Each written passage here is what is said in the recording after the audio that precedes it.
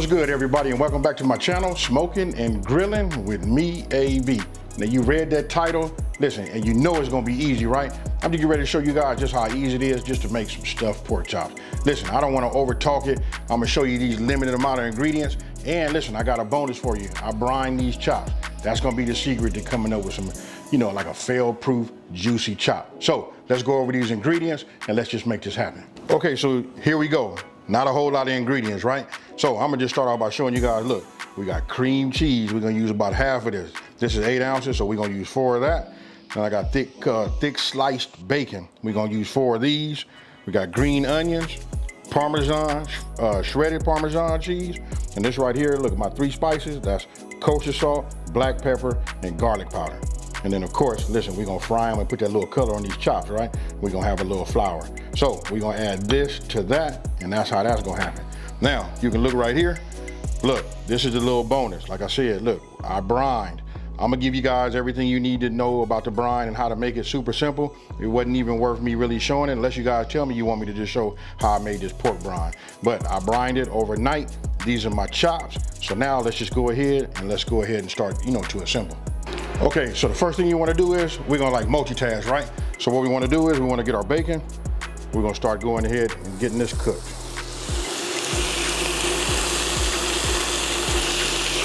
Now, as my bacon is cooking, now we're gonna go ahead and get our stuffing, right? So we're gonna get ready and get our cream cheese, cut our green onions and go from there. Now here, I'm just showing you that I've used just the green part of the green onions. You can see the size of the slices. This really up to you, but I like that size that you see right there.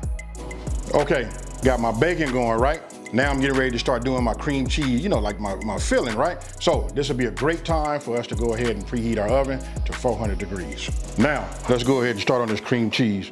Now, like I stated earlier, look, this is like 8 ounces, right? So obviously we're gonna take 4, we just cut this in half. I mean, you don't have to be like super perfect, And then you want it to be room temperature. If I didn't say that, look, that's key, because that's gonna help us when it comes time to mix. Now, remember our green onions? Look, we're gonna add these. I'm just gonna add just a little bit and we'll add some more. I'm gonna do the same thing with the grated Parmesan, cheese. And then of course, we wanna add some of this garlic powder, right? Now, go ahead and get yourself a whisk.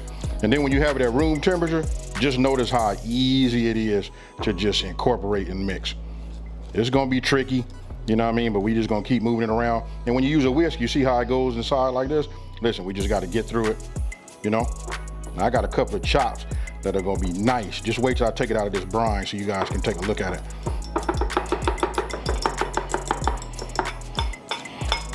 Now I'll start adding some more. You can just add the rest. I just wanted, like I say, I like to do everything, in increments, just so that, what I mean? So I don't put too much or it's too hard to, mix or whatever. But actually, this was perfect. The cream cheese was at the right temperature. And we'll just keep moving this around like this until we get it, incorporated. You kind of like want to mash it together. It'll lump up like this, but if you guys want to use a fork, you can do that too. Okay, so just tap it a few times. Everything should come out outside of your whisk. Then you want to get yourself, like a rubber spatula. You get everything off the sides. Just work it towards the middle. That way you can get all your ingredients, because this is what we're gonna use to stuff with. Now, you guys can see just how far I went with my bacon. I just want it crispy enough so that I can, break it easily with my hand. And don't forget, we putting this back into the oven, so super crispy is no good. I saved one back, right? Because just looking at this right here, let me break that one. I don't know, this might just be enough. You know what I mean? Just using just 3, 3 crumbled pieces of bacon. But let's get it all mixed up. See how we like it, make sure that we can see it throughout. Because when we slice that pork chop and we add these, and then when you get that pork chop and you get some of this, that melted Parmesan and that bacon, yeah, you can see I can barely talk. So I like the way it looked right here. I think that's enough. If you want to add more, you can. And listen, you put too much stuff inside, it's gonna make a mess, you know what I mean? So this is enough for these beautiful pork chops that I got. So I'm finna go ahead and take this one here, put this in between some bread, some soft bread, a little mayo. I'm finna have me a little bacon sandwich. Now, what I did was, I'm taking my pork chops out of my brine, right? So I just put a couple of layers of paper towels on the bottom. Once I get them on top of that, then I take another paper towel and I just start to pat them dry. Okay, so after you get them patted dry, right? You want to make sure you got yourself a sharp blade. Now, the bone is back here, and here we're gonna use it as a stop. So about halfway through it, right? So what we want to do is we just want to go, and we want to work with the tip. We want to come in here because we want to fill this cavity up, with our stuffing, right? So then we'll just move it like this. And you should, if you take your time, when you go in and you push, you'll feel the tip of the knife hitting the back of the bone, protecting your hand. Real easy, nice and safe. And if it's sharp, look, you just bring it around. I don't want to cut it too much because you know what? We don't want to like ooze all of our cream cheese. But check it out. We just go like this. But we want to make sure that we getting down to that bone. That way we can get some filling in there. Now, I like that. Let me just show you now. When you open it up, it should look just like that. All right, so go ahead, take your flour. And then you remember your dry seasonings. We're just gonna go ahead and add that. Got myself another whisk. And what I'm doing is, I'm just whisking it, making sure it's evenly distributed throughout the flour, right? Now, got that done. Now you want to get yourself, something flat. For me, I'm gonna use this saucer. This will be just fine. And I have other pork chops which you guys don't see, but this right now, I'm just gonna put something like this. And we'll start with that, right? And so this is gonna be the station when I go ahead and flour both sides of the pork chops. You just saw me set up everything so that we can bread, right? So we can put our flour on. But the thing is, we gotta stuff it. If you stuff it now, you don't get all it, you don't have to mess your coating up. So I'm gonna just go ahead and take some. We'll take it like this, so you guys can see. You just open it up, and you just wanna push it in there just like you see right there. Now that's up to you how much you put in there, but I can promise you, you put too much in here, it becomes way too much and it'll start oozing out. And you kinda like want it to stay flat. So, this right here is good. You guys can see that? That's fine. I'll just close it like that. And then also, you can get yourself a toothpick and put maybe 3 toothpicks just to close it up. Now I'll do the next one so you guys can see it again.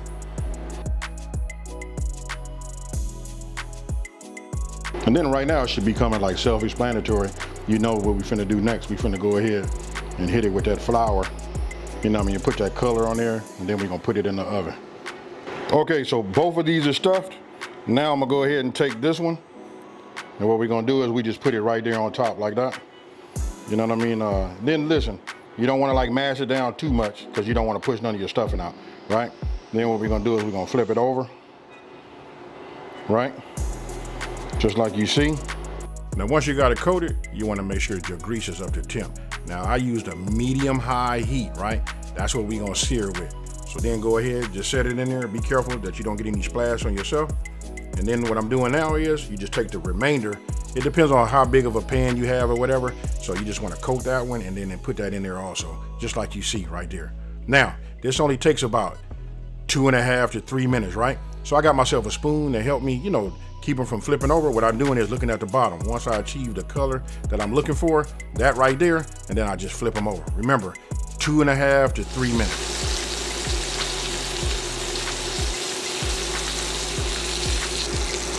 Okay, it's been 3 minutes. I checked the color on the bottom. I'm liking what I'm seeing.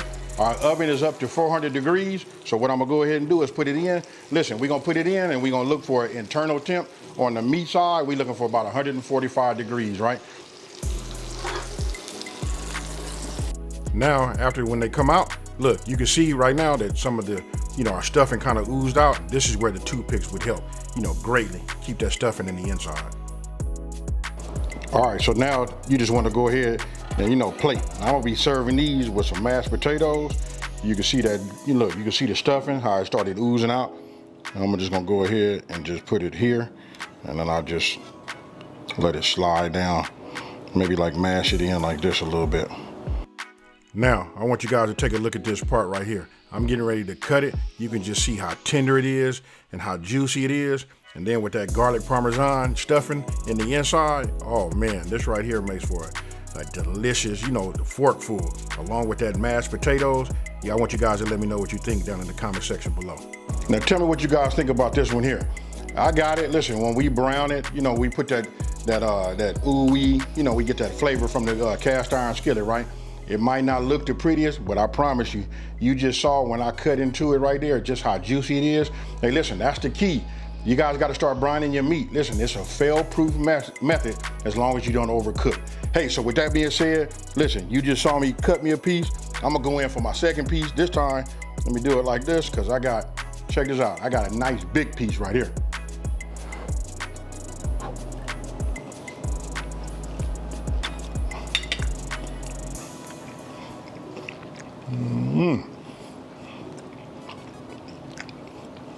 Hold on now.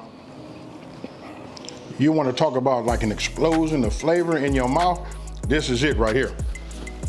So give this a chance, you guys. Don't like smother it with like no gravy or nothing like that. Listen, we took the time to go ahead and brine. We did that. That ensured that it stayed juicy, right? And then we hit it with that cream cheese, that bacon, you know what? And then we put them green onion, you know, that top on there, and that garlic powder too. Hey, that right there sends it right over the top. It's perfect. It doesn't need nothing else. And just the fact that we brine mean we don't need none of that gravy to like smother to keep it juicy or nothing like that. Just trust it. Don't forget to temp your meat. We looking for 145 all the way up to 150. We good. That right there will tell you when you cut into it, listen, it's gonna just run out of there. Hey, so with that being said, hey, listen, if you're new to my channel, thank you for watching this video. Don't forget to smash that like and subscribe and tell everybody out there there's a channel out here that's simplifying these recipes and taking the mystery out of cooking. And with that being said, you guys, for those of you guys been watching me for a minute, you know what I'm about to say. I'm out of here. Peace.